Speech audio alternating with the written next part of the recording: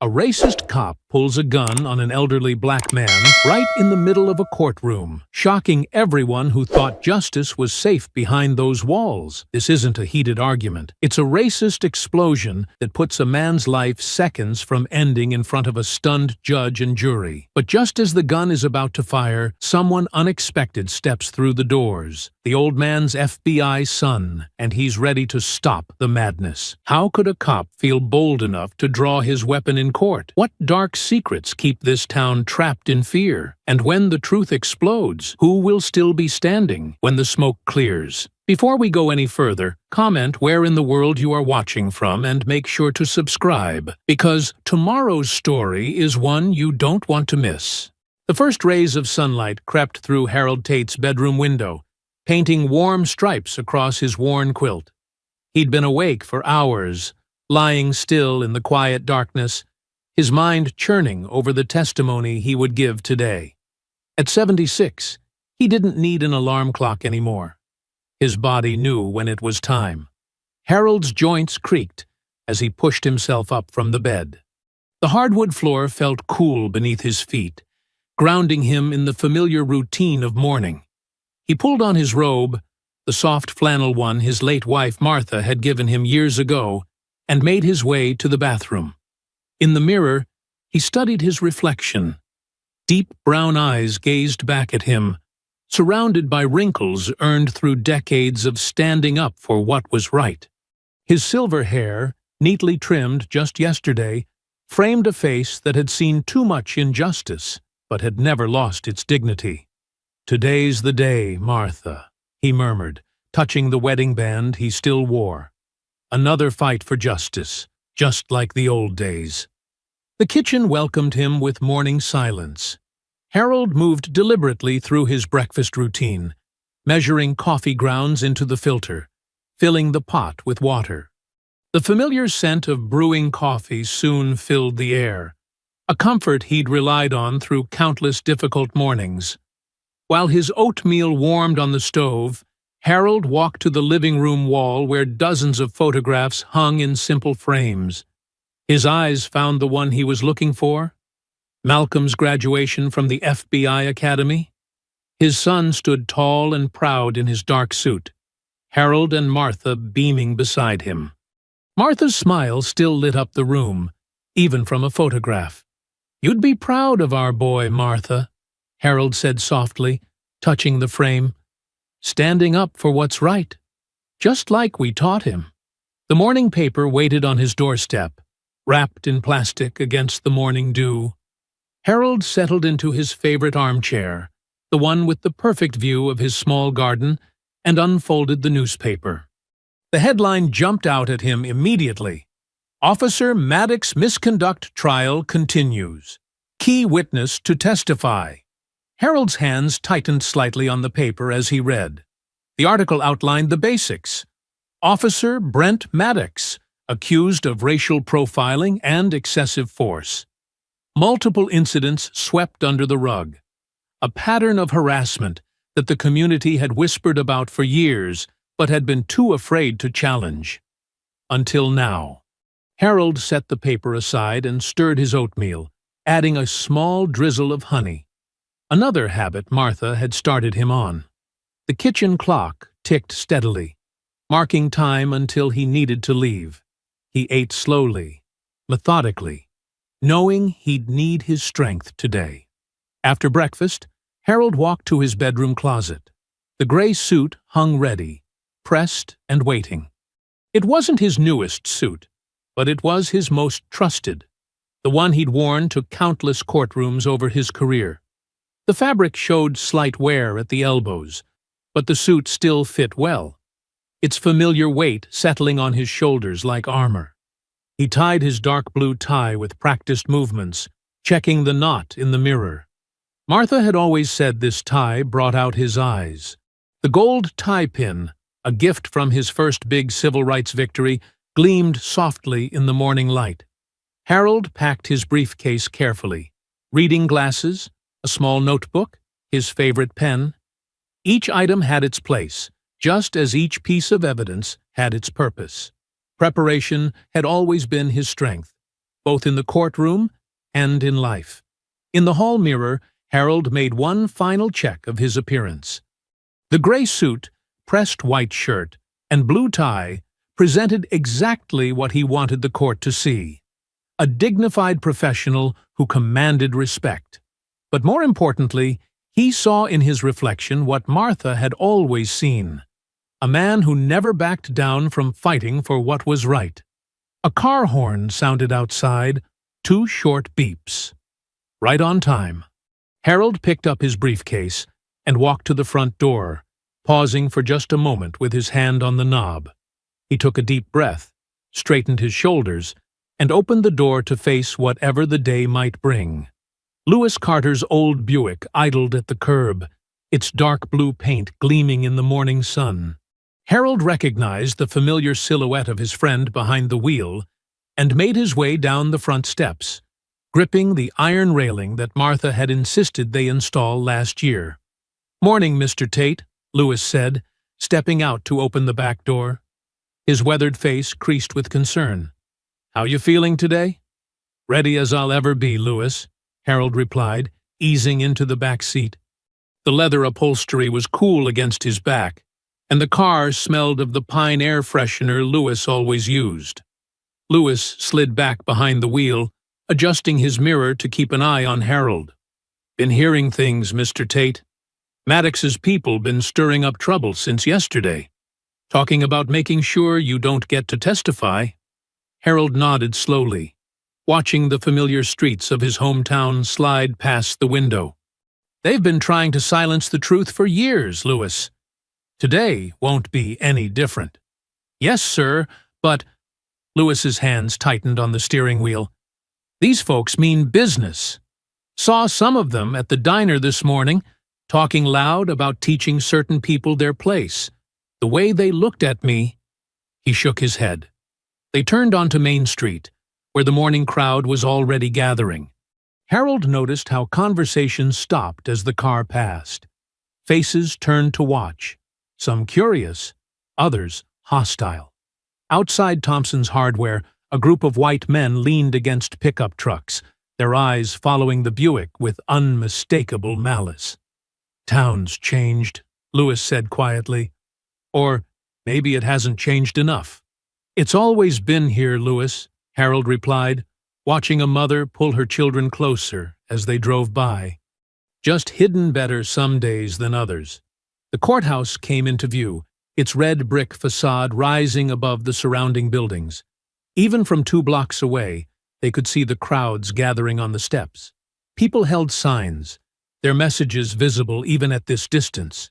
"Support our police," on one side, "Justice for all," on the other. Lewis slowed the car, carefully navigating through the growing throng. Someone recognized the vehicle and shouted. The crowd parted, creating a narrow path to the courthouse steps. Voices rose on both sides. "You tell them, Mr. Tate." "Go home, old man." "We're with you, Harold." "Back off, race traitor." The shouts bounced off the car windows like hail. Lewis pulled up as close to the steps as he could manage, positioning the Buick to give Harold the shortest possible walk to the entrance. "Miss Gloria said she'd meet you in the lobby," Lewis said, turning in his seat. "You want me to walk with you?" Harold patted his friend's shoulder. "No need to put yourself at risk, Lewis. I've walked through worse crowds than this." "That's what worries me, sir. You shouldn't have to keep doing this." "Some fights are worth having more than once," Harold said, straightening his tie.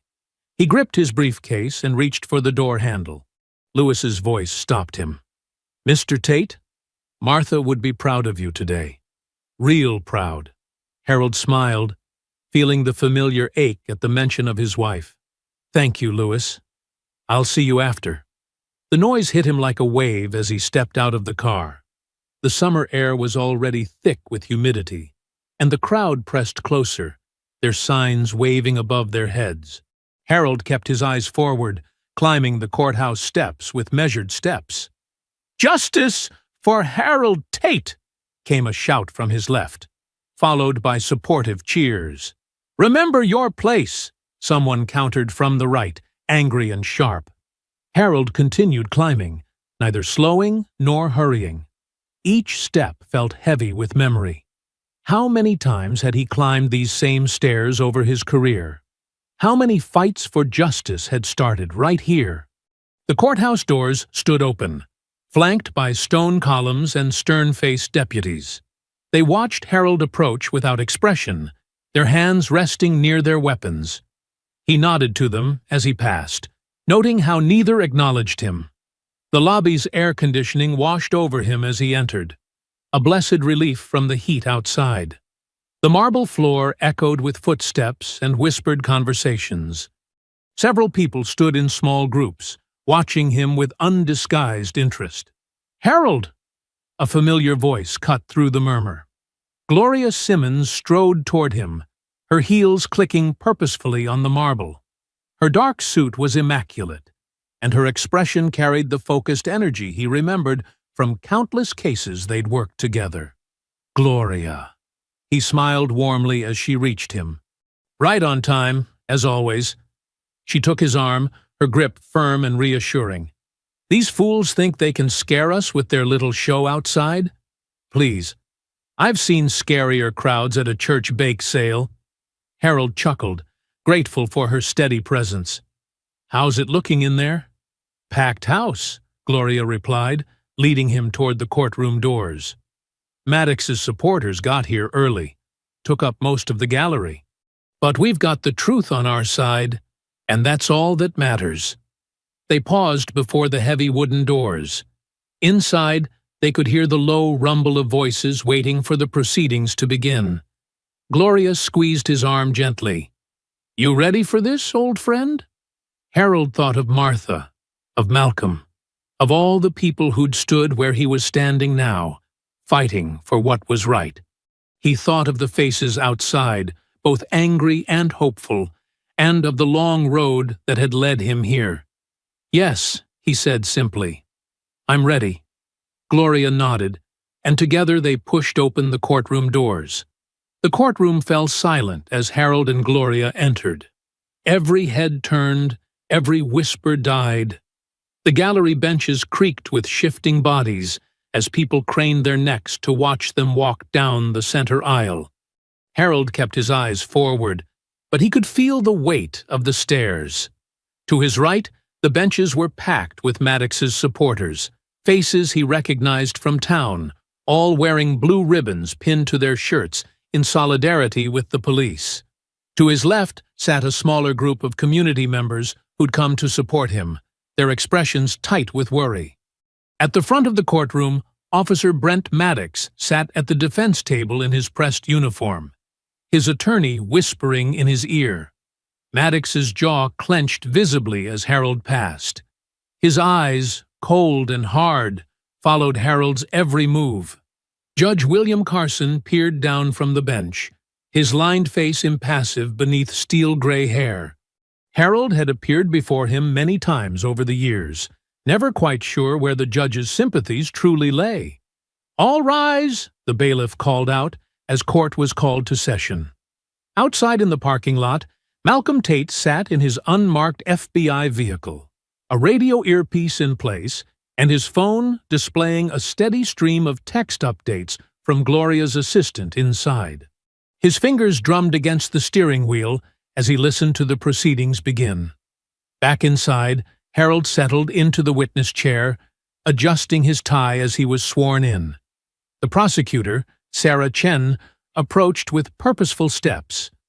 "Mr. Tate," she began, "please tell the court about what you witnessed on the evening of May 15th. Harold leaned slightly toward the microphone. "I was leaving the community center after our weekly senior citizens meeting. It was about 8:30 p.m. I saw Officer Maddox had pulled over young Marcus Williams's car across the street. And what drew your attention to this traffic stop?" "Officer Maddox's voice," Harold replied evenly. He was shouting at Marcus to exit the vehicle with his hands up, even though Marcus already had his hands on the steering wheel, visible through the windshield. From the defense table, Maddox shifted in his chair, his face reddening. His attorney scribbled notes. Outside, Malcolm's phone buzzed with another update. He read it quickly. "Your father's testimony starting strong." Maddox, looking agitated. Harold continued, his voice steady and clear. "I decided to observe the situation. Given Officer Maddox's known history with our community's young people, Marcus was fully compliant, but Officer Maddox immediately forced him to the ground, pressing his knee into the boy's back. What happened next, Mr. Tate? I began recording with my phone. Officer Maddox noticed me and demanded I stop. When I refused, stating my legal right to record police activity, he left Marcus handcuffed on the ground and approached me. The prosecutor nodded. And how did Officer Maddox behave toward you? He attempted to grab my phone. When I stepped back, he said. Harold paused, his eyes meeting Maddox's across the courtroom. He said, "You people never learn your place. Maybe it's time someone taught you a lesson." A murmur rippled through the gallery. Judge Carson banged his gavel once. Maddox's knuckles whitened as he gripped the edge of the defense table. His attorney placed a warning hand on his arm. "Did Officer Maddox make any other statements to you?" Chen asked. "Yes," Harold replied. "He told me that my civil rights lawyer days were over, and that things were different now. He said he could make people disappear if they caused too much trouble." Another update lit up Malcolm's phone screen. Maddox losing composure. Dad holding steady. The prosecutor introduced Harold's phone video as evidence. The footage played on the courtroom screens, showing Maddox's aggressive approach, his threatening posture, his hand repeatedly moving to his weapon while he berated Harold. "Mr.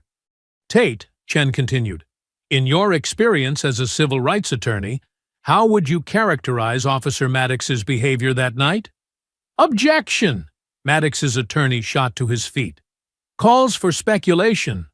"Your Honor," Chen countered, "Mr. Tate's extensive legal experience qualifies him to make such an assessment." "Overruled," Judge Carson said. "The witness may answer." Harold spoke carefully, each word measured and clear. "Officer Maddox's actions that night followed a pattern I've observed throughout my career. He escalated a routine situation into a confrontation, used excessive force against a compliant citizen, and attempted to intimidate a legal observer. His behavior showed complete disregard for civil rights and proper police procedure." Maddox's chair scraped against the floor as he leaned forward, his face now dark with rage. His attorney gripped his shoulder, whispering urgently in his ear. Outside, Malcolm listened intently to the radio feed, his hand resting instinctively near his weapon. Another text from Gloria's assistant. "Maddox looking dangerous.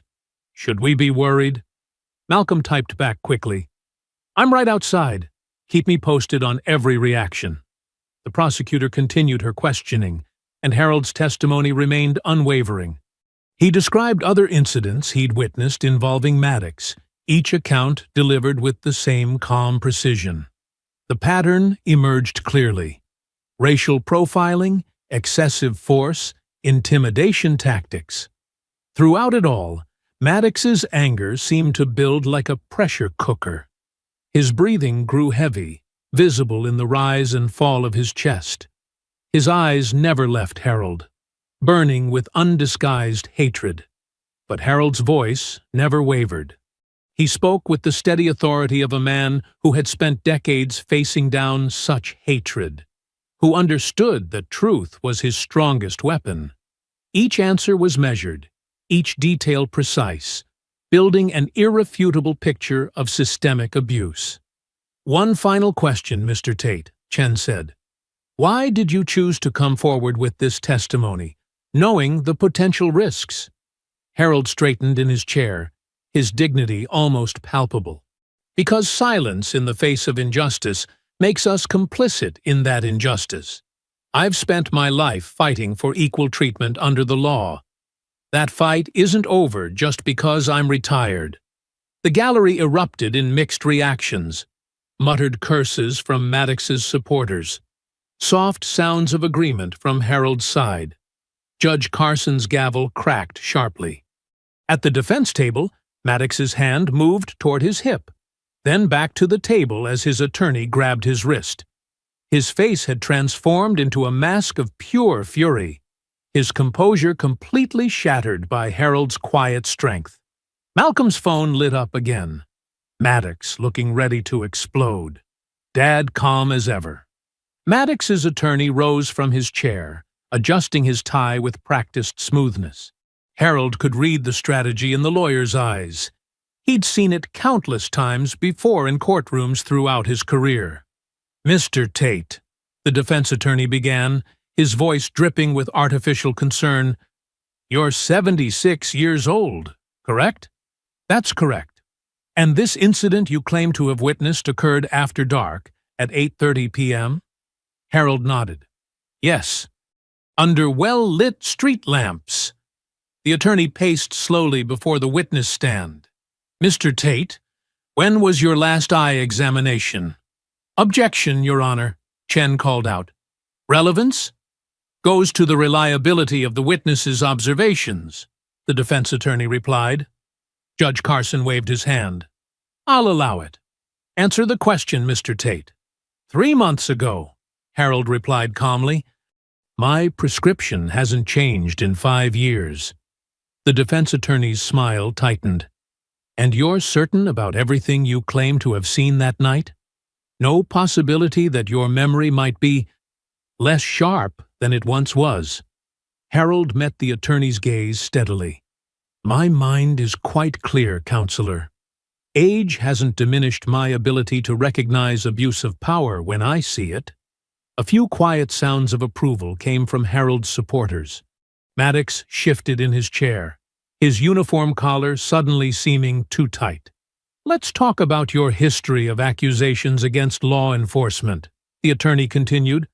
"You've filed numerous complaints against officers over the years, haven't you?" "I've documented civil rights violations when I've witnessed them, yes." "Isn't it true that most of these complaints were dismissed?" Harold's voice remained steady. "Many were dismissed without proper investigation. That's part of the problem we're addressing here today." The defense attorney's face reddened slightly. "Mr. Tate, isn't it possible that your long history of antagonism toward law enforcement has colored your perception of events?" "Objection!" Chen stood. Argumentative. "Sustained," Judge Carson ruled. Outside, Malcolm received another text. "Defense trying to discredit Dad." "Not working." The defense attorney changed tactics. "Mr. Tate, you mentioned Officer Maddox's known history with the community. Aren't you simply projecting your own biases onto my client?" "No, sir," Harold replied. "I base my testimony on direct observation and documented evidence, just as I did throughout my legal career." Maddox's chair creaked as he leaned forward, his face darkening further. His attorney shot him a warning glance before continuing. "And this video you took, why were you carrying your phone ready to record? Were you hoping to provoke a reaction from Officer Maddox?" Harold's voice remained calm, but took on an edge of steel. "I carry my phone because experience has taught me to document interactions with officers who abuse their authority. I wasn't hoping for anything except that Marcus Williams would make it home safely that night." The gallery stirred. Maddox's supporters muttered angrily, while Harold's side nodded in understanding. Judge Carson banged his gavel for order. "Isn't it true," the defense attorney pressed, "that you've been conducting a personal vendetta against Officer Maddox? That you've been following him, looking for any excuse to file complaints?" "Objection, Your Honor." Chen stood again. "Counsel is badgering the witness." "Overruled. The witness may answer." Harold straightened in his chair. "I don't conduct vendetta, Counselor. I observe, I document, I testify. That's how the law works, something I've dedicated my life to upholding."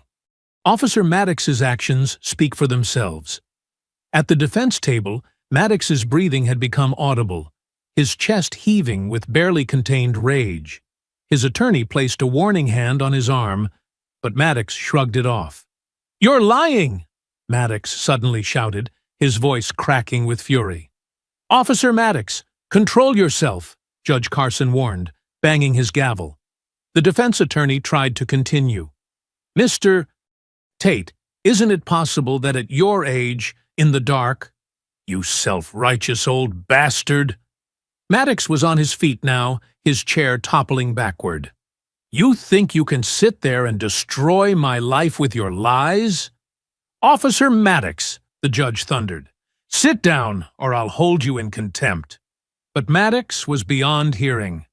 His face had contorted into a mask of pure hatred, spittle flying as he shouted, "You people always think you're so smart, don't you? Think you can hide behind your fancy lawyer words?" Malcolm's phone exploded with urgent texts, but he was already moving, hearing the commotion through his earpiece. In one fluid motion, Maddox reached behind his back and pulled out a small handgun he'd somehow smuggled into the courtroom. The gallery erupted in screams as he pointed it directly at Harold. "Let's see how smart you are now, old man." The bailiff reached for his weapon, but froze when Maddox swung the gun in his direction before training it back on Harold. "Nobody move!" Harold remained perfectly still in the witness chair, his hands folded in his lap.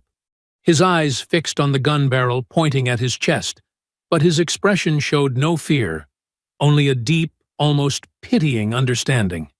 The courtroom hung suspended in that terrible moment. The gallery had gone deathly silent. Judge Carson stood frozen behind his bench. The bailiff's hand hovered near his holster. Maddox's attorney had backed away, hands raised. The prosecutor stood halfway out of her chair, unable to move further. And through it all, Harold Tate sat straight-backed in the witness chair, looking down the barrel of Maddox's gun with the same quiet dignity he'd carried throughout his testimony. His eyes never wavered, even as the weapon trembled in Maddox's shaking hands. Time seemed to stop, the entire courtroom holding its breath, waiting for what would happen next. The heavy courtroom doors burst open with a thunderous bang. Malcolm Tate stood in the doorway, his FBI badge gleaming in his outstretched left hand, his service weapon steady in his right. "Federal agent! Drop your weapon, Maddox! Now!" Maddox's head snapped toward the new threat, but his gun remained trained on Harold. Sweat beaded on his forehead as his eyes darted between father and son. "Stay back!" Maddox shouted, his voice cracking. "This isn't FBI business." Malcolm advanced into the courtroom with measured steps, his weapon never wavering from Maddox's center mass. "It became FBI business the moment you pulled that gun. Last warning. Drop it." The gallery had pressed themselves against the walls, leaving a clear line between Malcolm and Maddox. The bailiff, seeing backup arrive, drew his own weapon.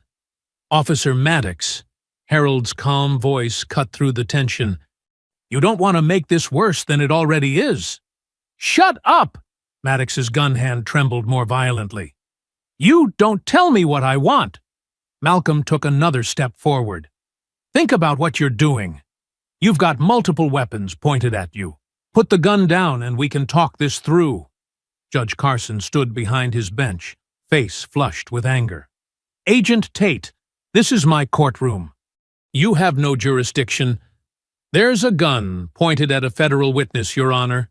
Malcolm cut him off, never taking his eyes off Maddox. "That makes it my jurisdiction." Two deputies had slipped in behind Malcolm, their weapons also drawn. Maddox was surrounded, but his finger remained tight on the trigger, gun still aimed at Harold's chest. "You're all against me," Maddox said through clenched teeth. "Always been against me, trying to tear down everything I've built." "Nobody's against you," Malcolm said, his voice firm but controlled. "But this ends now. Drop the weapon." Harold's hands remained folded in his lap, his dignity unshaken. "Listen to my son, Officer Maddox. There's still a way out of this." The moment stretched like a rubber band ready to snap. Then something in Maddox's eyes changed. His shoulders slumped slightly. The gun lowered an inch. "On your knees!" Malcolm commanded. "Do it now!" Maddox's gun clattered to the floor. The deputies rushed forward, roughly forcing him to his knees. One kicked the weapon away, while the other secured Maddox's hands behind his back. But before Malcolm could lower his weapon, Judge Carson's voice rang out. "Deputies, arrest Agent Tate and Mr. Tate for disrupting these proceedings." The courtroom erupted in confused shouts. Harold supporters jumped to their feet in protest, while Maddox's allies cheered. "What?" Malcolm kept his gun trained on Maddox.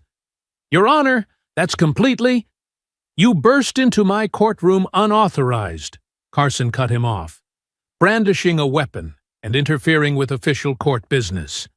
Deputies, do your duty." Two more deputies approached Malcolm cautiously. "Sir, please surrender your weapon." Malcolm's jaw clenched. His eyes met his father's, and Harold gave him a slight nod. Slowly, Malcolm safeguarded his pistol and handed it over. "This is a mistake," he said, as the deputies took his arms. "I'm a federal agent responding to a threat."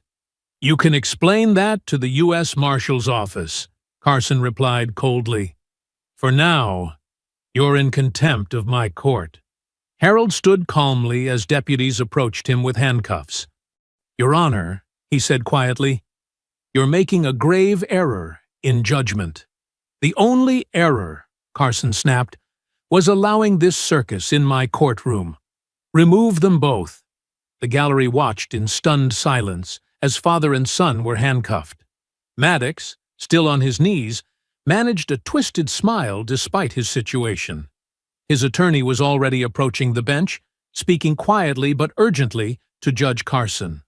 "Dad, are you okay?" Malcolm asked, as they were led toward the side door. "I'm fine, son," Harold replied evenly. "This isn't my first time in handcuffs for doing what's right." The prosecutor, Chen, rushed to intercept them. "Your Honor, I strongly object to this action. These men prevented—" "Noted and overruled," Carson declared. "This court is in recess until tomorrow morning." As they were escorted through the rear door into the holding area, Harold and Malcolm could hear the chaos erupting behind them. Their supporters were shouting in protest, while Carson's gavel banged repeatedly for order.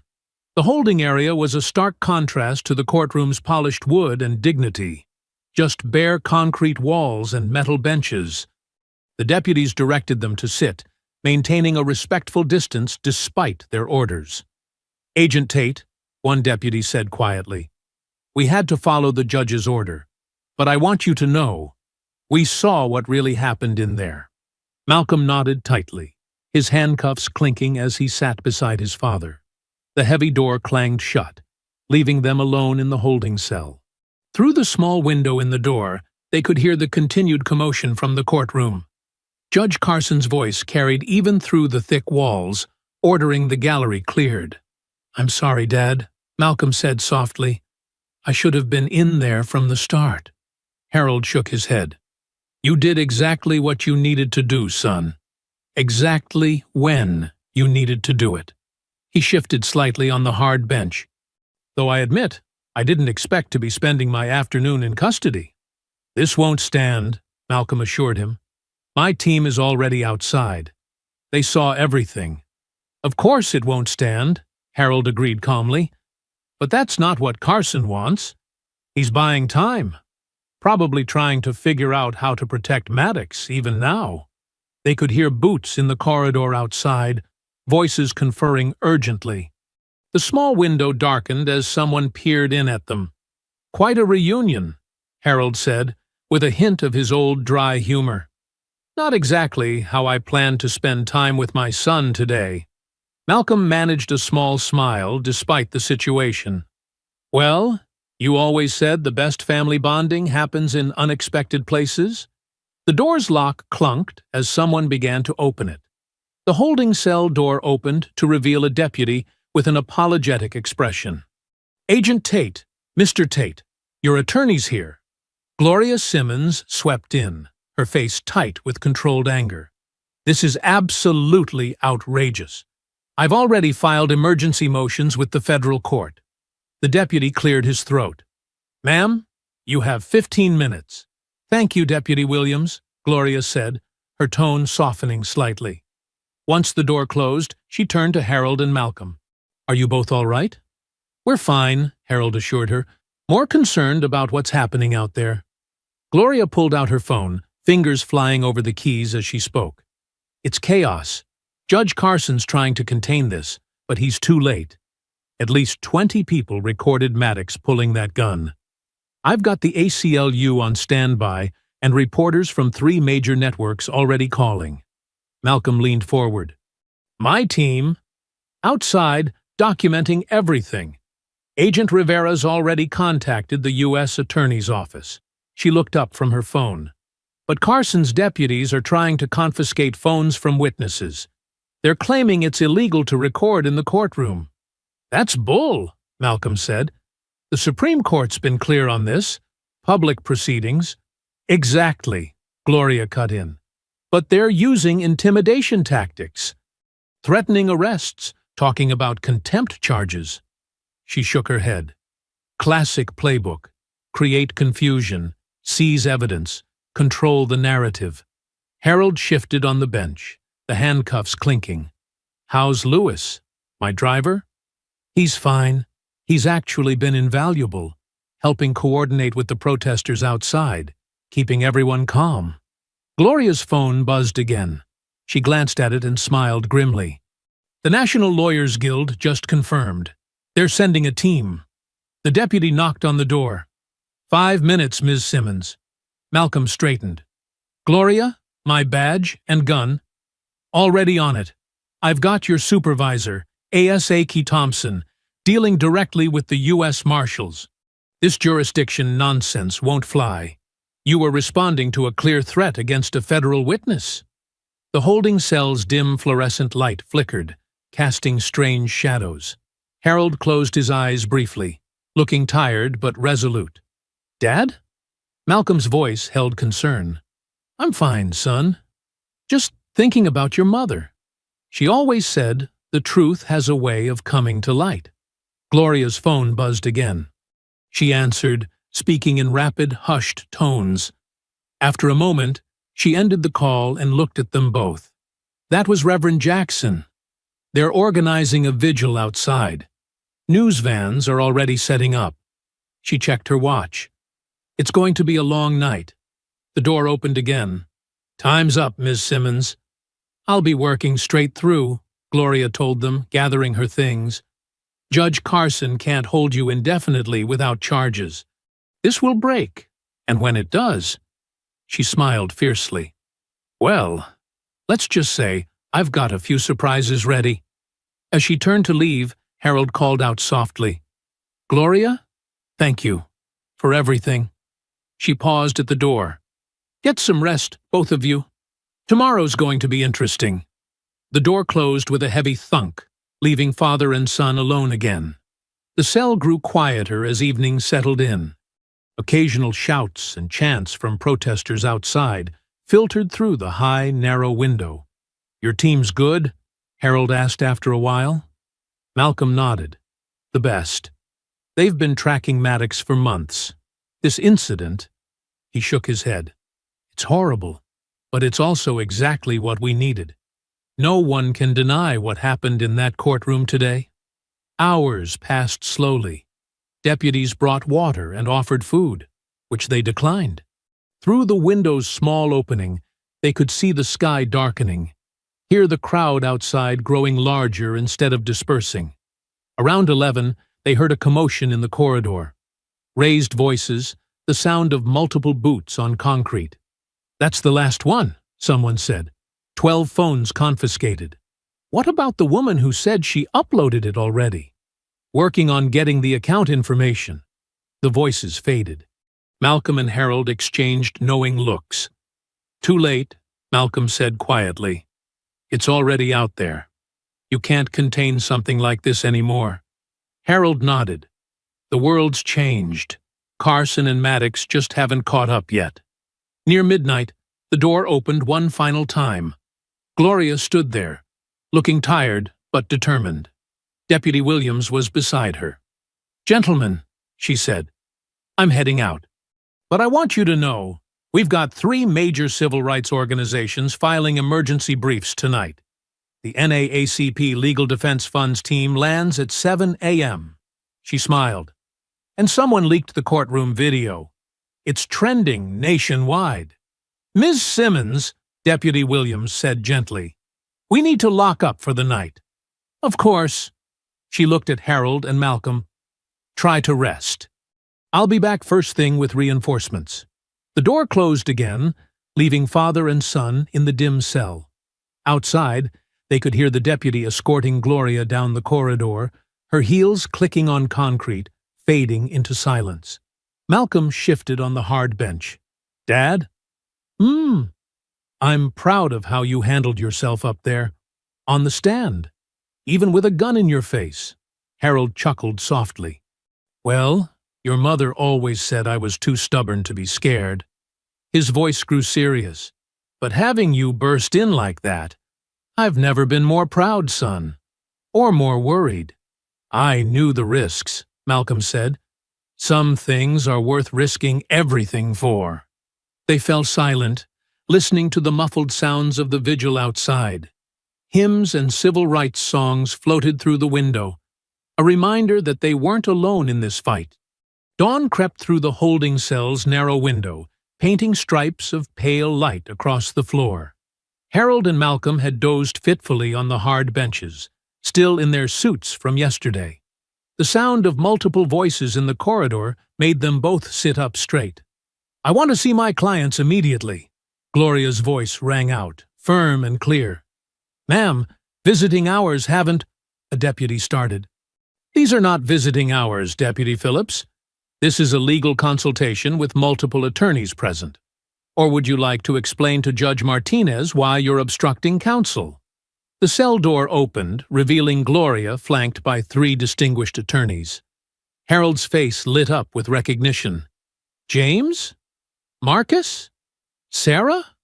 He stood slowly. "I haven't seen you all since we shut down that segregated school district in '89, James Thompson finished, his silver hair gleaming in the fluorescent light. He stepped forward to embrace Harold. "Though I never thought we'd be meeting again under these circumstances." Sarah Chen, now a prominent civil rights attorney, was already pulling documents from her briefcase. "We've got the writ ready. Judge Martinez is waiting in her chambers." Marcus Washington, who'd argued dozens of cases alongside Harold in their younger days, gripped his old friend's shoulder. "The whole legal community's watching this one, Harold. That video of Maddox pulling his gun has over 2 million views." Malcolm straightened his tie as best he could with the handcuffs. "What's the situation with my team?" Gloria smiled. "Agent Rivera just called. They've secured the courthouse security footage. Full video, multiple angles. They're downloading it now." Deputy Phillips shifted uncomfortably in the doorway. "Ms. Simmons, I need to remind you that recording devices aren't—" "This is federal evidence now, Deputy," Sarah cut in smoothly. "Any attempt to interfere would constitute obstruction of justice." James pulled out his own papers. "Now, let's discuss this ridiculous detention. Harold and Malcolm Tate have been held for over 12 hours without formal charges. The writ demands their immediate release." Through the window, they could hear the growing crowd outside. News vans had begun arriving before sunrise, their satellite dishes visible against the purple-orange sky. "Your Honor," Marcus read from the document, "we seek immediate relief under both federal civil rights statutes and constitutional provisions. The detention of a federal agent responding to an imminent threat, and the imprisonment of a witness who was himself threatened with deadly force, represents a gross abuse of judicial authority." Gloria's phone buzzed. She checked it and nodded to Malcolm. "Your supervisor's here with the U.S. Marshals. They're taking jurisdiction." Deputy Phillips's radio crackled. "Phillips, get to the front entrance. Media's trying to set up in the parking lot." "Go," Gloria said. We know the way to Judge Martinez's chambers." The deputy hesitated, then hurried off. The legal team gathered their materials. "Harold," Sarah said softly, "are you ready for this? The press is waiting." "I've faced worse," Harold replied, standing straighter despite his exhaustion. "We all have." They made their way through the courthouse's morning shadows, their footsteps echoing on marble floors. Early arriving staff stopped to stare. Through the windows, they could see the crowd growing larger, protesters with signs, news crews setting up cameras, curious onlookers gathering at the edges. Judge Martinez's chambers were on the third floor. The distinguished Latina judge was already at her desk, reading through documents when they entered. "Your Honor," Gloria began. Save it, Counselor. I've been up all night watching this mess unfold." She looked up, her expression stern. "The writ is granted. Release them immediately." A marshal stepped forward with keys for the handcuffs. As they were being removed, Judge Martinez continued, "I'm also issuing an order preserving all evidence, including electronic communications, security footage, and any confiscated devices." She signed several papers with swift strokes. "And I'm referring this matter to the Department of Justice's Civil Rights Division." Malcolm rubbed his wrists. "Your Honor, my team is already coordinating with the U.S. Attorney's Office." She handed the signed orders to her clerk. "This jurisdiction is now under federal oversight." Through the windows, they could hear the crowd's volume increasing. More chants, more voices, more media trucks arriving. "Thank you, Your Honor," Harold said quietly. She looked at him for a long moment. "Mr. Tate, I've read about your cases, the schools you integrated, the voting rights you protected. Yesterday, in that courtroom," she shook her head. "What happened to you was a disgrace to our justice system." "The system's only as good as the people in it," Harold replied. "And there are still good people." She nodded. "Go. Your supporters are waiting." The group made their way down to the main entrance. Through the glass doors, they could see the crowd had swelled significantly. News cameras were already pointed at the entrance, waiting. "Ready?" Gloria asked, straightening Harold's tie. Malcolm stood beside his father. Together. The doors opened. Camera flashes exploded. Microphones thrust forward. The crowd erupted in cheers and chants.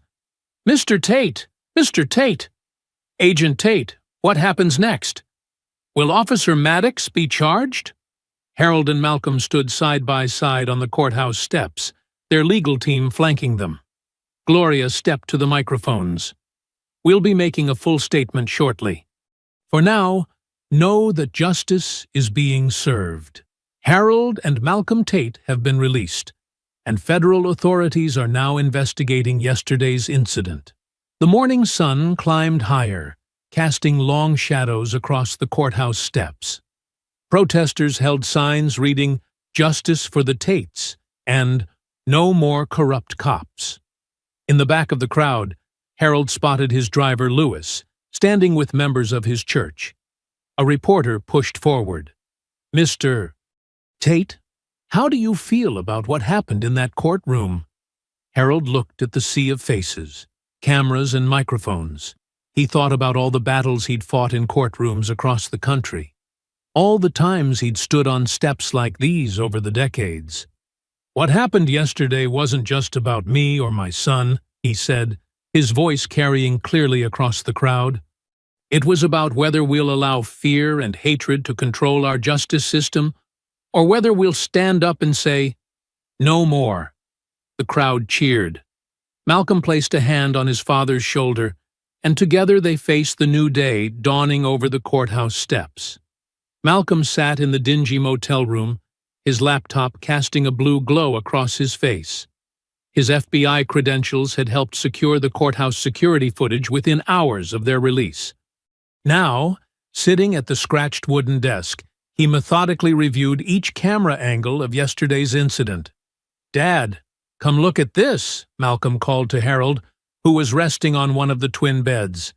Camera 3 captures everything perfectly. Harold moved slowly to join his son, his joints stiff from the holding cell's hard bench. On the screen, they watched the scene unfold again. Maddox's rising anger, the sudden movement, the gun appearing. "Send it," Harold said quietly. "People need to see." Malcolm nodded and began uploading the footage to secure servers. Within minutes, his phone buzzed with messages from major news outlets requesting permission to air it. "CNN's going live with it in 10 minutes, Malcolm said, checking his messages. "Fox, MSNBC, and ABC right after." Harold sank into the chair beside him. "How's the situation in town?" Malcolm switched tabs to the local police scanner feed. "Getting tense. Crowds growing outside the courthouse. Lot of angry people on both sides." The first notification popped up. "Breaking! Video shows officer pulling gun on elderly civil rights attorney in court." More alerts followed rapidly. Through the motel's thin walls, they could hear a TV from the next room switch to breaking news. A reporter's voice carried through. "Shocking footage from inside a small-town courtroom shows Officer Brent Maddox drawing his weapon on 76-year-old Harold Tate." Malcolm's phone wouldn't stop buzzing. FBI colleagues, journalists, civil rights organizations. Everyone wanted details. On his laptop screen, social media exploded with shares and outraged comments. "Look at these numbers," Malcolm muttered, refreshing the view counts. 200,000. 500,000. It's spreading fast. Harold watched the footage play again on CNN, his expression thoughtful. "Those people in the gallery, see how none of them moved to help? That tells a story, too." A text from Gloria appeared on Malcolm's phone. "Protests growing. Stay where you are. Some of Maddox's supporters getting violent downtown." Malcolm switched to local news live streams. Split-screen footage showed two crowds converging on the town square. One group carried Black Lives Matter signs and demanded justice. The other, smaller but more aggressive, waved thin blue line flags and chanted Maddox's name. "I shouldn't have brought you back here, Dad," Malcolm said, running a hand over his face. "Should have known how ugly it could get." Harold squeezed his son's shoulder. "This is exactly where I need to be. Some battles choose you." A knock at the door made them both tense. Malcolm drew his weapon and approached cautiously. "Room service," a voice called. "We didn't order anything," Malcolm replied firmly. "Compliments of Gloria," the voice answered. She called ahead. Malcolm checked through the peephole, then opened the door. A young hotel worker wheeled in a covered dinner cart, his eyes widening at Malcolm's badge and gun. After thoroughly checking the food, Malcolm let his father eat first, a habit from decades of civil rights work. They sat at the small table, the TV muted but showing endless loops of the courtroom footage. "Gloria's team is preparing injunctions," Harold said between bites of lukewarm pasta. "Federal oversight's good, but we need more. Pattern and practice investigation, consent decree." Malcolm nodded, checking his phone again. "My supervisor's pushing for a full task force. This goes beyond Maddox now. The whole department's implicated." The local news shifted to aerial footage of downtown. The crowds had grown larger, filling several blocks. Police in riot gear formed lines between the opposing groups. "They're scared," Harold observed, watching the scenes unfold. "Not just Maddox and his supporters. The whole power structure. They see what's coming." Malcolm's laptop pinged with new alerts. The footage had passed 5 million views. Hashtags were trending. "Justice for Harold Tate," "Charlie Maddox must go," "Chan courtroom crime." "National Guards on standby," Malcolm reported, scanning updates. "Governor's making a statement in an hour." Harold pushed his plate away and walked to the window. Through the gap in the curtains he could see the motel's parking lot, now half filled with unmarked FBI vehicles providing security. "Remember when you were little," Harold said, still looking out, "and you asked why I kept fighting cases even after your mother passed? Why I didn't just retire somewhere quiet? Malcolm looked up from his screens. You said someone had to stand in the gap. That's right. Harold turned back to his son. Because if good people step aside, the Maddoxes of the world step in. Simple as that. A notification sound drew their attention back to the laptop. The view count had passed 10 million. Comments flooded in from around the world. The footage had gone truly viral. Malcolm opened a new message from his team. Recovered deleted texts between Maddox and other officers, planning more than intimidation. Full briefing tomorrow. He showed it to his father. Harold nodded slowly. Not surprised. Men like that don't act alone. They need a system that protects them. On the TV, split-screen coverage showed protests spreading to other cities. The story had struck a nerve, becoming a symbol of larger issues. Get some rest, Dad, Malcolm said, noticing Harold's exhaustion. Tomorrow's going to be another long day. Harold moved to his bed, but didn't lie down. He sat watching the muted coverage, his expression determined despite his fatigue. Malcolm turned back to his laptop, monitoring the growing online reaction. Every refresh showed higher numbers, more shares, increasing outrage. The truth was spreading, pixel by pixel, screen by screen, reaching millions. Outside, the sun had set on their small town, but its story was just beginning to illuminate screens across the nation. In the soft glow of their motel room, father and son watched as their private struggle for justice became a national demand for change. The footage played again on the TV. A gun drawn, a brave man standing firm, a son rushing to protect his father. Over and over, America watched. And finally, they saw. Dawn broke over the small town as Malcolm sat in the motel's business center, surrounded by stacks of documents. His laptop was open to a secure Department of Justice portal, the complaint form displayed on screen. Behind him, Harold reviewed printed copies of witness statements collected overnight. Each testimony matches perfectly, Harold said, shuffling through papers. No contradictions about what happened in that courtroom. Malcolm nodded, typing rapidly. Adding the timestamps from the security footage now. Cross-referencing with body cam numbers. He paused, rubbing his tired eyes. DOJ's going to have a field day with this. The door opened and Gloria strode in, carrying a thick manila envelope. Her usually neat appearance showed signs of an all-night work session. Found something, she announced, spreading contents across the table. Court clerk owed me a favor. These were sealed. Cases involving Maddox going back 15 years. Malcolm leaned forward, scanning the documents. Excessive force complaints, racial profiling, witness intimidation. His jaw tightened. All buried. Not anymore, Gloria said grimly. She pointed to signature lines at the bottom of several forms. See who signed off on sealing these? Same judge who had you both arrested yesterday. Harold adjusted his reading glasses, examining the papers. Pattern of corruption. Each case disappeared before it could reach a hearing. Malcolm's phone buzzed.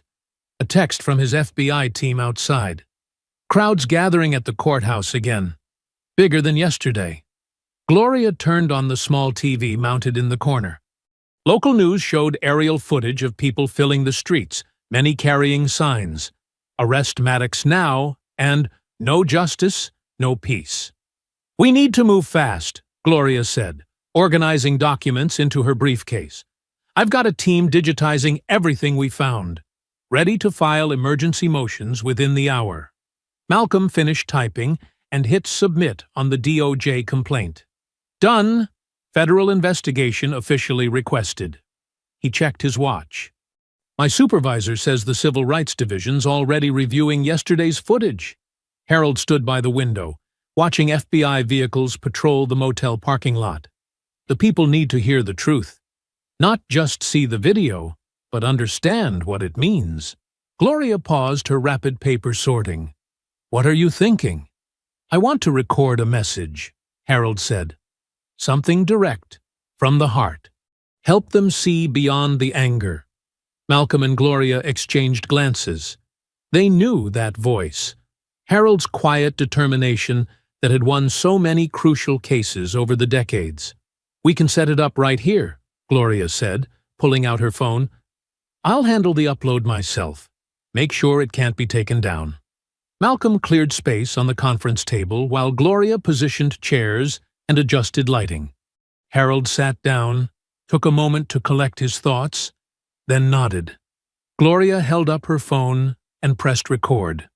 "My name is Harold Tate," he began, his voice steady and clear. "Yesterday, in our town's courthouse, an officer of the law pointed his gun at me because he feared the truth I was telling." He paused, letting the words sink in. "I've spent my life fighting for justice in courtrooms across this country. I've seen progress and setbacks. But what happened yesterday wasn't just about me. It was about every person who's ever faced a choice between speaking up or staying silent." Through the window, they could hear the distant sound of protesters chanting. To those gathering at the courthouse, "I hear you.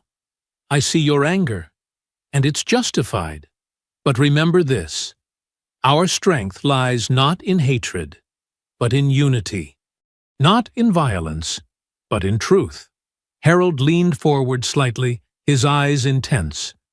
"To Officer Maddox and those who protect him, your actions have exposed a system that betrays the very law you swore to uphold. The world is watching now. Change is coming.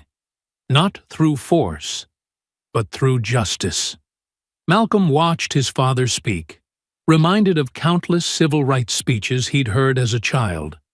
"To my neighbors, all of them, we share this town. Its future belongs to all of us. The path forward isn't through division. It's through facing hard truths together and demanding better from those who serve us." Harold's voice grew softer, but no less powerful. "I'm 76 years old. I've seen too much hatred, too much fear.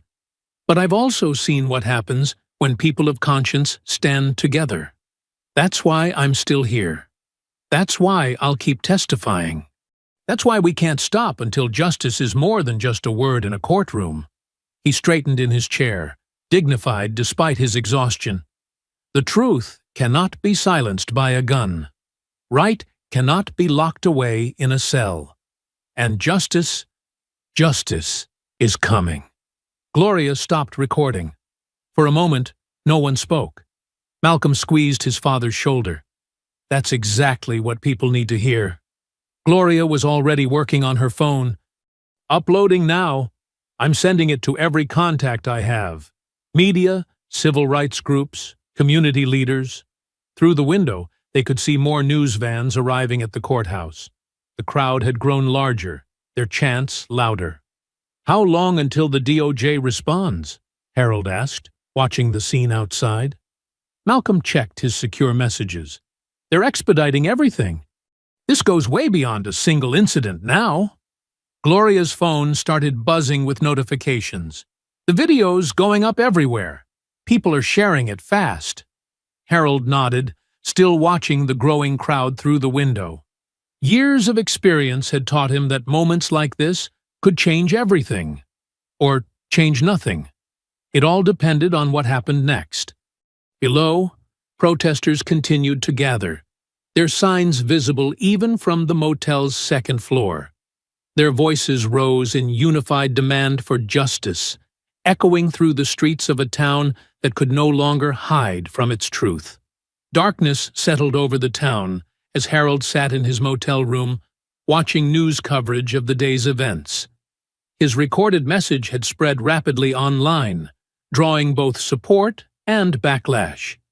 Malcolm paced near the window, periodically checking his phone and the parking lot below. A sudden orange glow caught Harold's attention. On the TV, breaking news interrupted the regular broadcast. "We're live downtown where flames have erupted at the county courthouse," the reporter announced, her face illuminated by the growing fire behind her. "Firefighters are responding, but witnesses report seeing several individuals fleeing the scene moments before the blaze began. Malcolm's phone rang. "Tate here," he answered sharply. His expression darkened as he listened. "Understood. Keep me posted." He turned to his father. "That was my team." Witnesses saw Maddox's supporters throwing Molotov cocktails through the basement windows. Harold stood slowly, his joints stiff from the long day. "The evidence. Most of it's digital now," Malcolm assured him. "Gloria made sure." Urgent knocking cut him off. Malcolm drew his weapon and approached the door cautiously, checking the peephole. He relaxed slightly, recognizing Gloria's face, and opened the door. She burst in, still wearing her court suit from earlier, but now disheveled. "They're burning everything," she said breathlessly. "Records, files, anything paper. Sheriff's deputies are just standing there watching it burn." Malcolm helped her to a chair. "What else?" "Maddox's people are getting violent. They're roaming the streets in trucks, threatening anyone who speaks against him." Gloria pulled out her phone, showing them social media posts. "They're calling for citizens' arrests of race traitors and outside agitators." Harold watched the courthouse burn on TV, flames now visible through the historic building's windows. "History repeating itself," he murmured. "They'd rather destroy it all than face the truth." Malcolm's phone buzzed again, a text from one of his FBI contacts. His face hardened as he read it. "We need to move," he said, already gathering their belongings. "Now." "What is it?" Harold asked. "Source inside the sheriff's office. Weaver's planning a midnight raid. They're drawing up warrants claiming we incited today's protests." Malcolm checked his watch. "They'll be here within the hour." Gloria stood. "I've got a place ready. Civil rights organization maintains safe houses for situations like this. My colleague's waiting there now." "No," Malcolm said, pulling out a secure phone. "Too risky. Sheriff's office probably has those locations watched." He dialed quickly. "This is Special Agent Tate, authorization code Delta 793. I need immediate extraction for 2 principals." Harold methodically packed his briefcase, while Malcolm coordinated with his FBI team. Decades of civil rights work had taught him the importance of staying calm in moments like this. Gloria helped gather documents scattered across the room. "They're desperate," she said. "Burning the courthouse, planning false arrests. They know they're losing control." Headlights swept across the window as vehicles pulled into the motel parking lot. Malcolm peered through the curtain. "Sheriff's cruiser doing a drive-by. We've got maybe 30 minutes." More emergency vehicles' sirens wailed in the distance. The TV showed the courthouse fire spreading to adjacent buildings while firefighters struggled to contain it. Malcolm's secure phone chirped. "Extraction teams 8 minutes out. Back entrance of the motel. We'll take separate vehicles to throw off any tails." Harold zipped his suitcase. "Gloria, you should go. Don't want you caught up in this." She shook her head firmly. "I promised Sarah I'd look after you," she said, invoking Harold's late wife's name. "I'm seeing this through." Footsteps in the hallway made them freeze. Malcolm motioned everyone away from the door, drawing his weapon again. The footsteps passed, but the message was clear. Time was running out. Harold moved to the window, watching emergency lights paint the town in surreal colors. The courthouse fire had become a blazing beacon, its flames reflecting off low-hanging clouds. "Dad," Malcolm said softly, "we need to go." They turned off all lights and moved silently through the room, gathering the last of their belongings. Malcolm checked the hallway, then nodded. They slipped out, Gloria leading the way toward the back stairs. The night air was thick with smoke as they emerged into the parking lot. Malcolm's phone vibrated, a signal from his team. 2 unmarked SUVs glided into view, running dark. "Gloria, take my father in the first vehicle," Malcolm directed. "I'll follow in the second. If we get separated, maintain radio silence until you reach the safe house." Harold hugged Gloria quickly, then turned to his son. "Be careful." "You too, Dad." Malcolm squeezed his father's shoulder. "See you soon." They had just started toward the vehicles when a spotlight suddenly illuminated the parking lot. "This is the sheriff's department," a voice boomed through a megaphone. "Stay where you are." "Go!" Malcolm shouted, drawing his weapon as cruisers appeared, blocking the lot's entrance. The FBI drivers reacted instantly. Both SUVs reversed sharply, creating a barrier between the group and the approaching deputies. Harold and Gloria rushed to the first vehicle while Malcolm provided cover. "Federal agent!" Malcolm called out. "These people are under FBI protection." More cruisers arrived, sirens wailing. The SUV's driver pulled Harold and Gloria inside as shots rang out. Warning shots fired over their heads.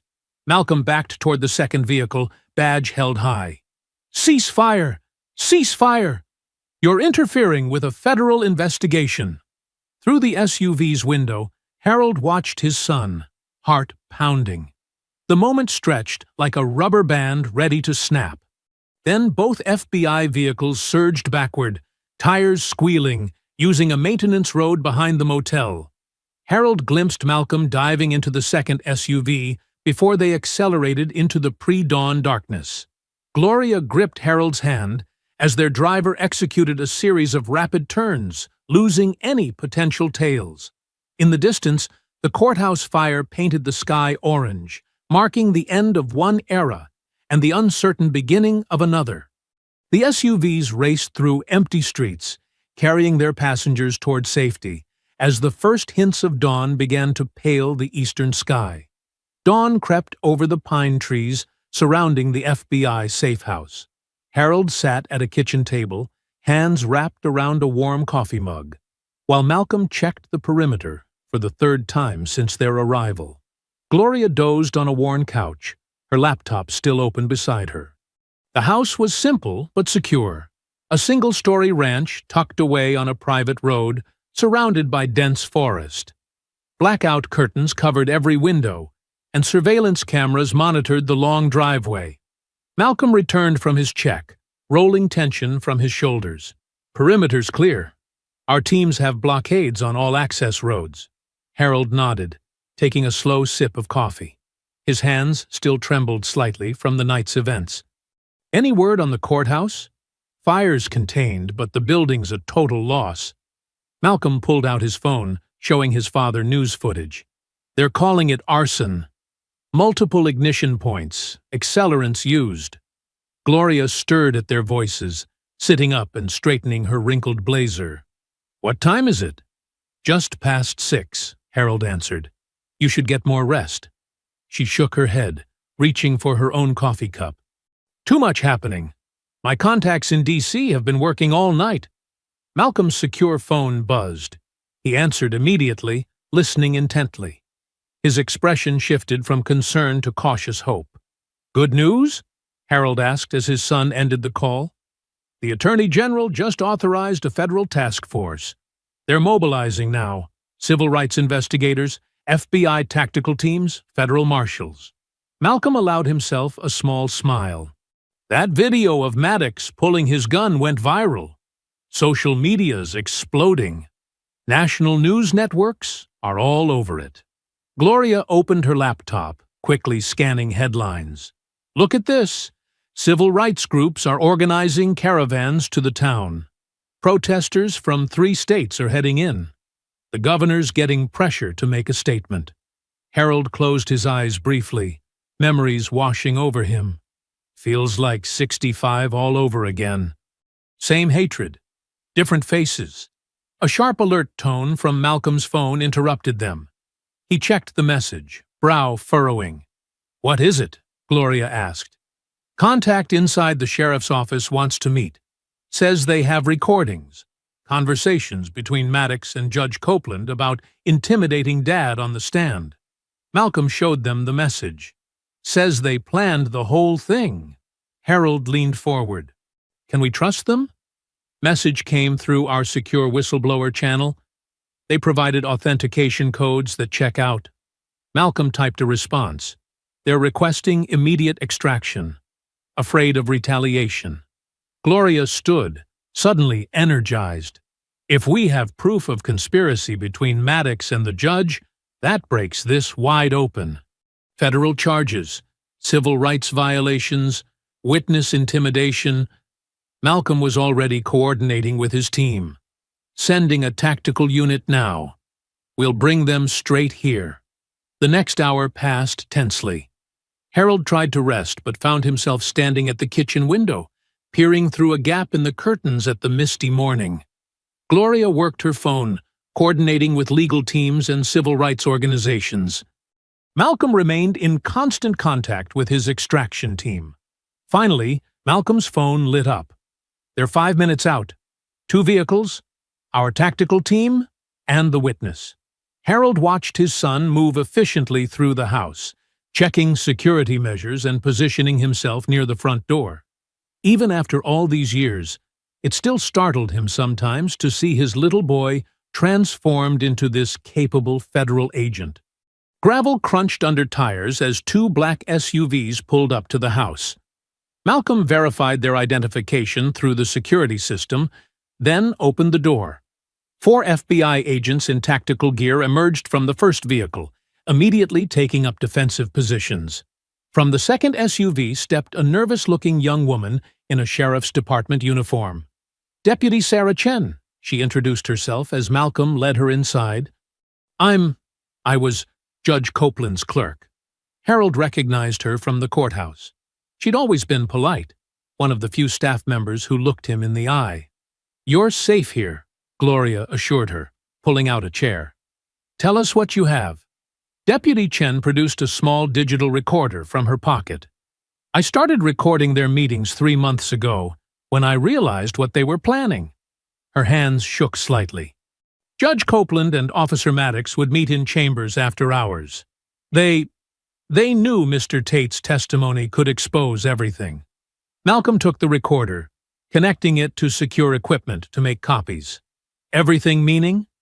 Years of covered-up misconduct, falsified reports, evidence tampering. Chen's voice grew stronger as she spoke. They targeted black residents, activists, anyone who challenged them. Judge Copeland would throw out complaints, seal records, whatever it took to protect Maddox and others like him. The first recording began to play. Judge Copeland's distinctive drawl filled the room. That old civil rights lawyer needs to learn his place. When he takes the stand, Maddox, you make sure he understands the consequences of running his mouth. Maddox's voice responded.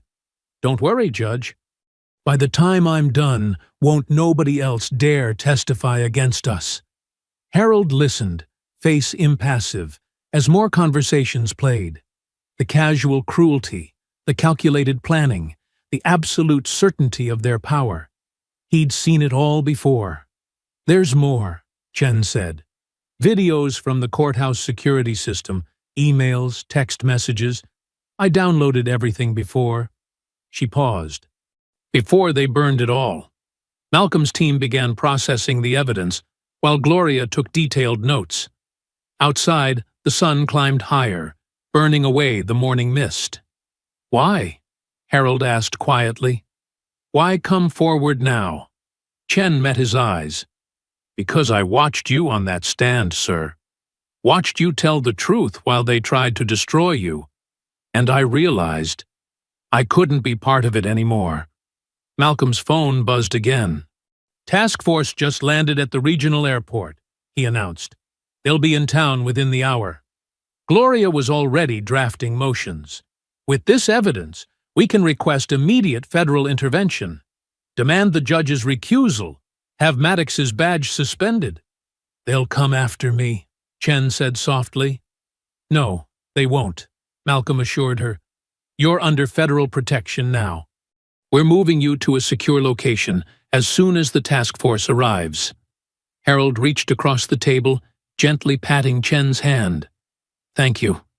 What you've done today, it matters. It's how change happens.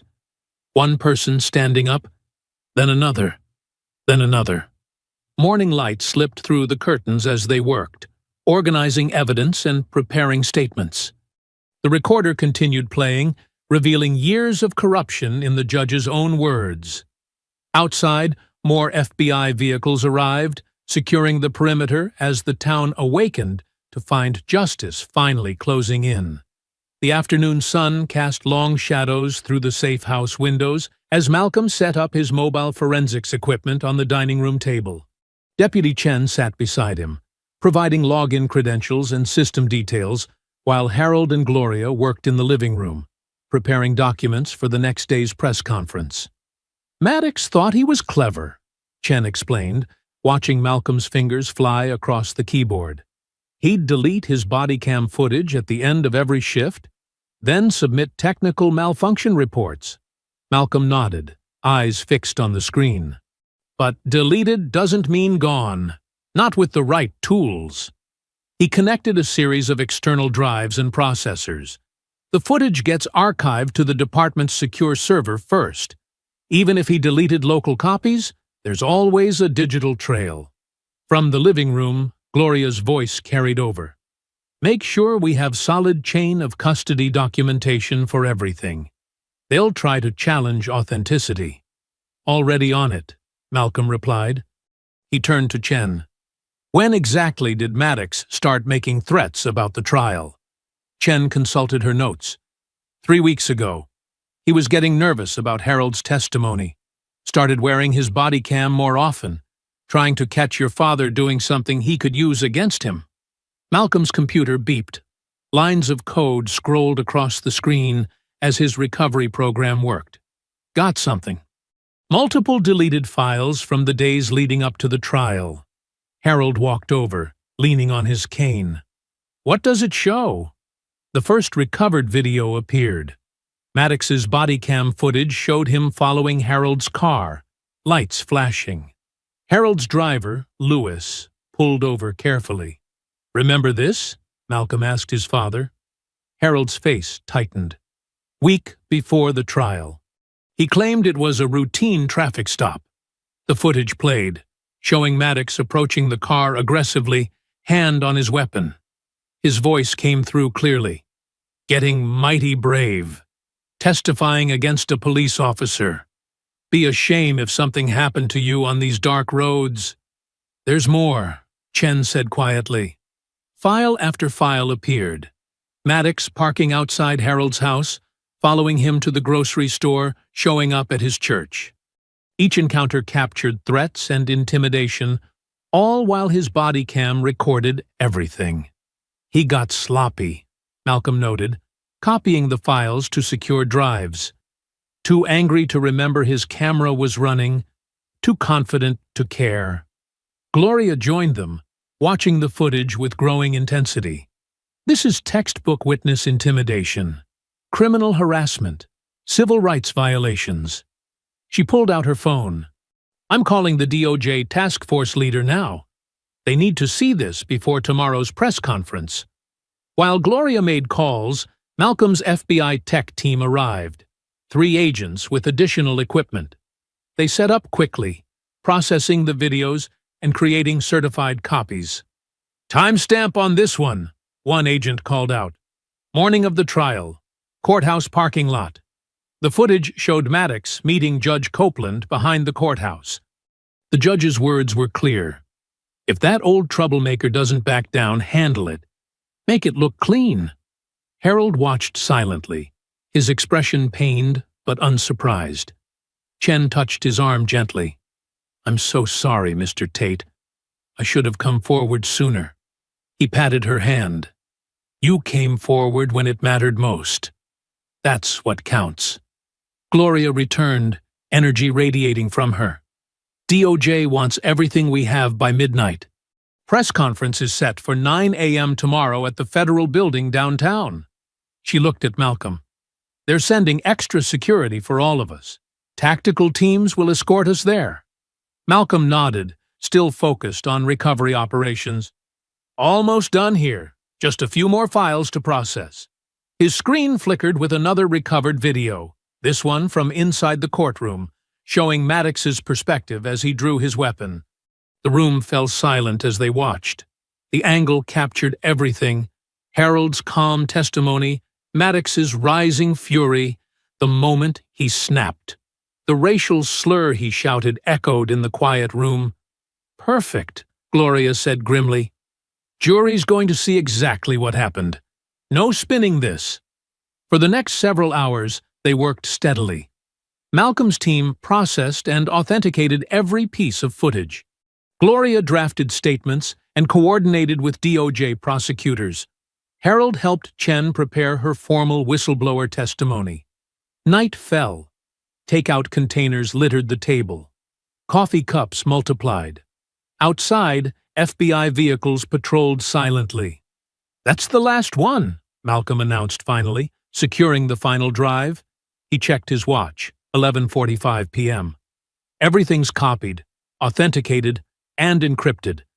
DOJ will have it within the hour." Gloria looked up from her laptop. "Press packets are ready. I've got statements prepared for Harold, Deputy Chen, and the DOJ team." She stretched, rolling her shoulders. "News vans are already setting up outside the federal building. This is going to be big." "You should all try to rest," Malcolm said, looking particularly at his father. "Tomorrow will be intense." Harold nodded slowly. "Reminds me of the night before the Selma March. Same feeling in the air, like standing on the edge of something important." Chen, who had been quiet for a while, spoke up. "Do you think it will make a difference? Really change things?" "It already has," Harold answered. "You stood up. Others will follow. That's how the light gets in." Malcolm secured the last of the equipment, while Gloria made final calls to her legal team. The house settled into late-night quiet, broken only by the soft hum of computers and the occasional crackle of radio traffic from the security teams outside. Chen was shown to a safe room to rest. Gloria claimed the couch, legal papers spread around her.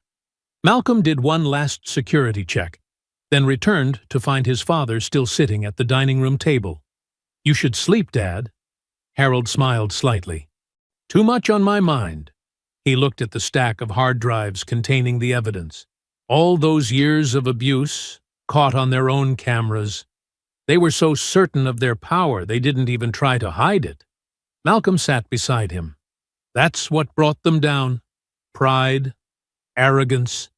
He touched his father's shoulder. "Get some rest. I'll wake you before we head out." "In a minute." Harold's fingers traced the edge of the table. "Your mother would be proud, you know. Seeing you stand up in that courtroom, protecting me, watching you fight for justice, the right way." Malcolm felt his throat tighten. "I learned from the best." They sat together in comfortable silence as midnight approached. Outside, crickets chirped in the darkness. Inside, the evidence that would change everything waited, ready for morning's light. Dawn painted the sky in soft pinks and oranges as the convoy assembled. 4 black FBI SUVs flanked a central armored vehicle where Harold, Malcolm, and Gloria sat. Teams of federal agents checked weapons and radios, their faces set with determination. "Control to all units," crackled the radio. "Route is secure. Beginning movement to target location." Malcolm sat beside his father, both men dressed in crisp suits. Gloria reviewed her notes one final time, her reading glasses perched on her nose. The weight of the evidence, stored safely in a reinforced case between Malcolm's feet, seemed to fill the vehicle with purpose. 5 minutes to town limits, the driver announced. Harold straightened his tie, his movements deliberate and calm. "Quite a difference from yesterday's escape, isn't it?" "This time we have backup," Malcolm said, checking his phone. "DOJ teams are already in position. Warrants are signed and ready." The convoy crossed into town just as the sun cleared the horizon. Already crowds lined the streets, a stark division visible between them. On one side, supporters held signs demanding justice, their faces hopeful. On the other, angry protesters waved Confederate flags and shouted obscenities. "Crowd control units in place," the radio reported. "Path to courthouse remains clear." They drove past familiar landmarks. The diner where Harold used to meet civil rights workers in the 60s. The church where he taught Sunday school. The park where he'd once been arrested for sitting at a whites-only bench. Now, decades later, he was returning to face down the same hatred, wrapped in new uniforms but unchanged at its core. The courthouse came into view. News vans crowded the parking lot, satellite dishes reaching skyward. A podium had been set up on the steps, ringed by federal agents. Behind it, yellow crime scene tape still marked where the fire had damaged one wing of the building. "Look at that crowd," Gloria whispered, peering through tinted windows. Hundreds of people pressed against security barriers. National media teams jostled for position. Civil rights leaders stood ready with megaphones. Local residents watched from shop windows and sidewalks, their expressions a mix of fear and anticipation. The convoy stopped. Federal agents moved into formation around their vehicle. "Ready?" Malcolm asked, gripping the evidence case. Harold nodded. "Been ready for 50 years. They emerged into morning sunlight and camera flashes. The crowd roared, cheers and boos colliding in the air. Gloria led the way up the courthouse steps, her head high. Malcolm stayed close to his father, scanning constantly for threats. At the podium, the DOJ task force leader waited. He shook their hands, then stepped to the microphone. "Good morning. We're here today to announce the results of a federal investigation into systemic corruption and civil rights violations within this county's justice system." Camera shutters clicked rapidly. Harold stood tall beside the podium, his presence commanding respect. Malcolm positioned himself slightly behind, one hand near his weapon, the other holding the case. "Before we proceed with arrests, we'll present key evidence uncovered by FBI Special Agent Malcolm Tate and his team." Malcolm stepped forward, opening the case. He connected a laptop to the large screens set up behind the podium. The crowd hushed as the first video began to play. Maddox's face filled the screen, his body cam capturing every hateful word as he threatened Harold. The crowd gasped at his casual racism, his brutal intimidation. More footage followed. The secret meeting with Judge Copeland. The conspiracy to silence testimony. The courtroom assault. Angry shouts erupted from the crowd. Signs waved. Federal agents tensed.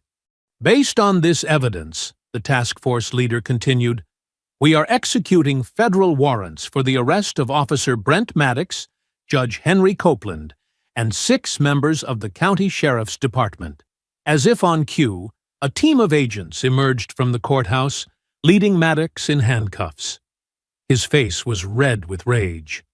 Judge Copeland followed, his judicial dignity stripped away, shoulders slumped in defeat.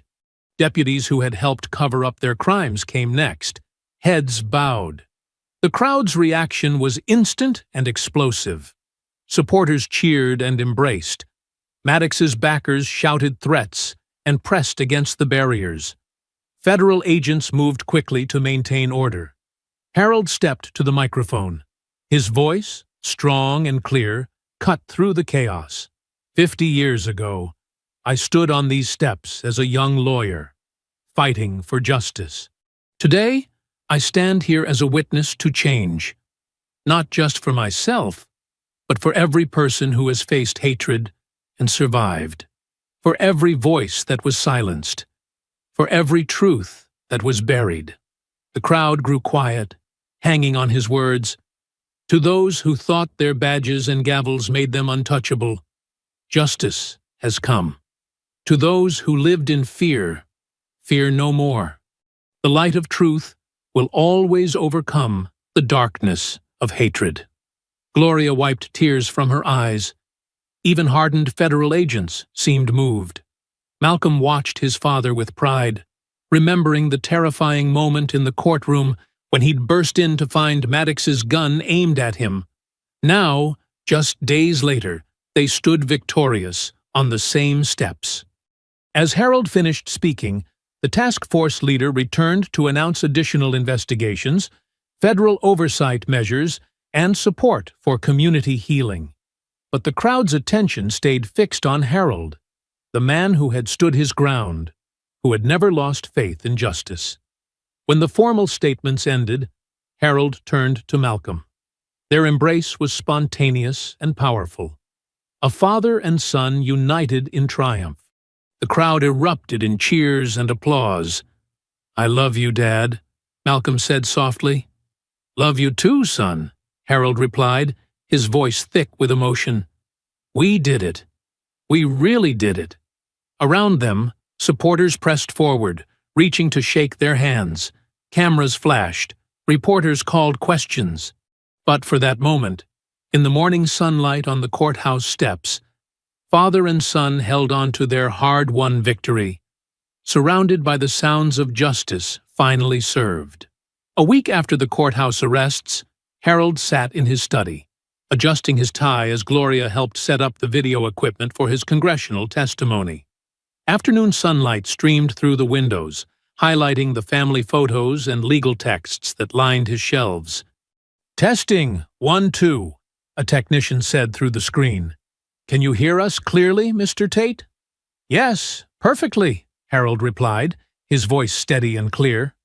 Malcolm entered, carrying a fresh cup of coffee for his father. "5 minutes until you're live, Dad. How are you feeling?" "Like I've been preparing for this moment my whole life," Harold said, accepting the coffee with a grateful nod. The screen flickered to life, showing the House Judiciary Committee chamber. Representatives sat in tiered rows, their faces serious as they shuffled papers and whispered to aides. News cameras lined the back wall. "Mr. Tate," the committee chair began, "thank you for joining us today. Please proceed with your opening statement." Harold leaned forward slightly, his presence commanding even through the screen. "Distinguished members of Congress, I come before you not just as a victim of injustice, but as a witness to a system that has failed countless Americans in small towns across our nation." As Harold testified, Malcolm's phone buzzed with updates from his team in the field. More arrests were happening. County commissioners who had approved illegal policies, clerks who had destroyed evidence, deputies who had intimidated witnesses. The corrupt network was falling apart, thread by thread. "Officer Maddox's gun wasn't just pointed at me that day," Harold continued, his voice growing stronger. "It was pointed at every citizen who dares to speak truth to power. Every person who believes in justice. Every community that dreams of change." Committee members nodded, some taking notes. Others looked visibly moved. "We need federal oversight of small-town justice systems," Harold urged. "We need protection for whistleblowers. We need accountability that reaches beyond county lines and local loyalties. Because without these safeguards, what happened in our town will keep happening across America." Questions from representatives followed, and Harold answered each with the same careful precision he'd shown throughout his legal career. He shared statistics, cited cases, and painted vivid pictures of systemic abuse. Meanwhile, across town, Malcolm coordinated with the federal oversight team. They seized records, interviewed witnesses, and tracked money trails that exposed decades of corruption. In the sheriff's office, FBI agents installed new monitoring systems and established direct lines to federal authorities. "Another batch of warrants just came through," Malcolm's deputy reported, handing him a stack of papers, "including some for officials in neighboring counties." "The rot spread further than we thought," Malcolm said, signing the authorizations. "But we're cutting it out, root and branch." Back at Harold's house, the congressional testimony stretched into its third hour. Representatives from both parties praised his courage and pressed for details about needed reforms. "Final question, Mr. Tate," the chair said. "What gives you hope that real change is possible?" Harold smiled, thinking of the transformations he'd already witnessed. "Because I've seen it happen. Right now, in my town, people who once turned away are standing up. Those who were silent are finding their voices. Change isn't just possible. It's inevitable when good people refuse to back down. As the hearing concluded, representatives gave Harold a standing ovation. Gloria wiped tears from her eyes as she helped disconnect the equipment. "You did it, Harold," she said softly. "You made them listen." "We all did," Harold replied, standing slowly. "Every person who stood with us, who risked speaking out. This victory belongs to all of them." The doorbell rang. Malcolm answered it to find neighbors gathering on the front lawn, holding welcome home signs and American flags. Many were faces he recognized from town, people who had previously avoided eye contact, crossed the street, or whispered behind their hands. "Mr. Tate," called Mrs. Johnson from next door, who had lived beside them for 30 years but rarely spoke. "We watched your testimony. We're so proud to be your neighbors." Harold stepped onto his porch, Malcolm at his side. The crowd cheered, not the angry roar of protesters, but the warm sound of community coming together. "Look at that," Harold said quietly to his son. "Sometimes justice changes more than just laws. It changes hearts." Children ran playing across the lawn, their parents no longer pulling them away. Elderly residents who had witnessed the town's darkest days wiped tears from their eyes. Young people recorded the moment on their phones, proud to document history being made. A group of high school students approached with a handmade banner. "Thank you, Mr. Tate, for teaching us courage." Harold descended his porch steps slowly, greeting each person, shaking hands, accepting hugs. Some apologized for past silences. Others shared their own stories of facing discrimination. All expressed gratitude for the changes sweeping through their town. Malcolm watched his father move through the crowd, marveling at how naturally he turned this moment of personal triumph into an opportunity for community healing. Even now, Harold was teaching, not through lectures, but through living example. The afternoon sun cast long shadows across the gathering as neighbors shared food and stories on Harold's lawn. Children played together regardless of color. Former antagonists found common ground in their hopes for a better future. The sight would have been unimaginable just weeks ago. "Your mother would have loved to see this," Malcolm said, joining his father on a garden bench. Harold nodded, watching the scene before them. "She always said justice was like planting a garden. You have to prepare the soil, plant the seeds, and tend it carefully. But one day, if you don't give up, everything blooms." Around them, their small town was blooming. Not perfectly, not completely, but unmistakably. The changes they'd fought for were taking root, growing stronger with each passing day. 6 months had transformed their small town. On a bright autumn morning, Harold adjusted his best suit, the new one Malcolm had insisted on buying him for today's ceremony. The courthouse steps, once a place of confrontation, now bustled with excited citizens gathering for a historic moment. "Ready, Dad?" Malcolm asked, straightening his FBI pin. "More than ready," Harold replied, his eyes bright. "Been waiting decades for a day like this." They made their way through the crowd, receiving warm greetings from all sides. Children waved from their parents' shoulders. Elderly residents nodded respectfully. Even former critics offered genuine smiles. The podium stood where protest signs had once been raised. Captain Regina Williams, soon to be Chief Williams, waited nearby, reviewing her speech notes. She'd been one of their quiet allies during the darkest days, secretly passing information while maintaining her position within the department. Harold remembered how she'd slipped him warning notes through trusted contacts, how she'd preserved evidence others tried to destroy. Her patience and strategy had helped build the case that brought down the old guard. "Mr. Tate," Regina said warmly, embracing him, "I wouldn't be here without you." "You earned this position through 20 years of excellence," Harold corrected. "We just helped clear the path." The ceremony began with the mayor, newly elected after the previous one's indictment. welcoming the crowd. Faces that had once been twisted with hatred now showed hope. Children of all races sat together on the courthouse lawn. As Regina took her oath of office, Harold felt Malcolm's hand squeeze his shoulder. They watched her raise her right hand, voice clear and strong.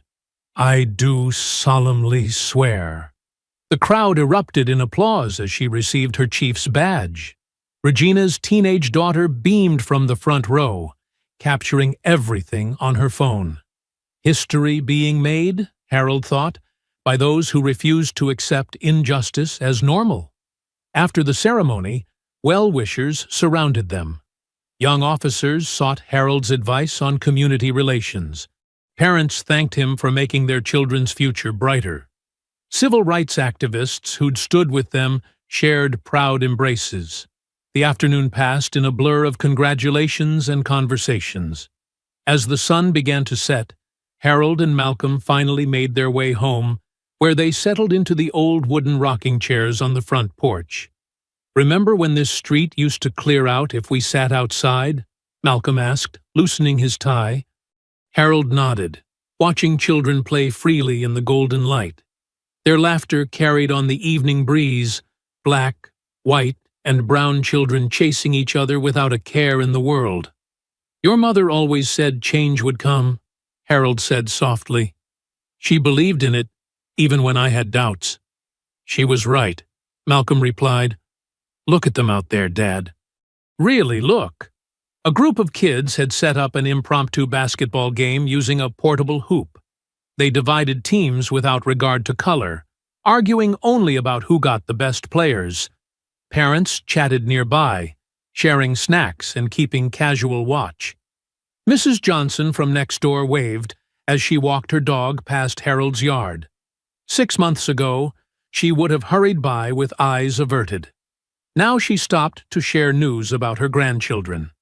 "Chief Williams asked me to help develop new community oversight policies," Harold mentioned after Mrs. Johnson continued on.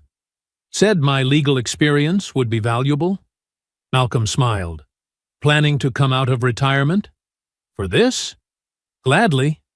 Harold rocked slowly, contentedly.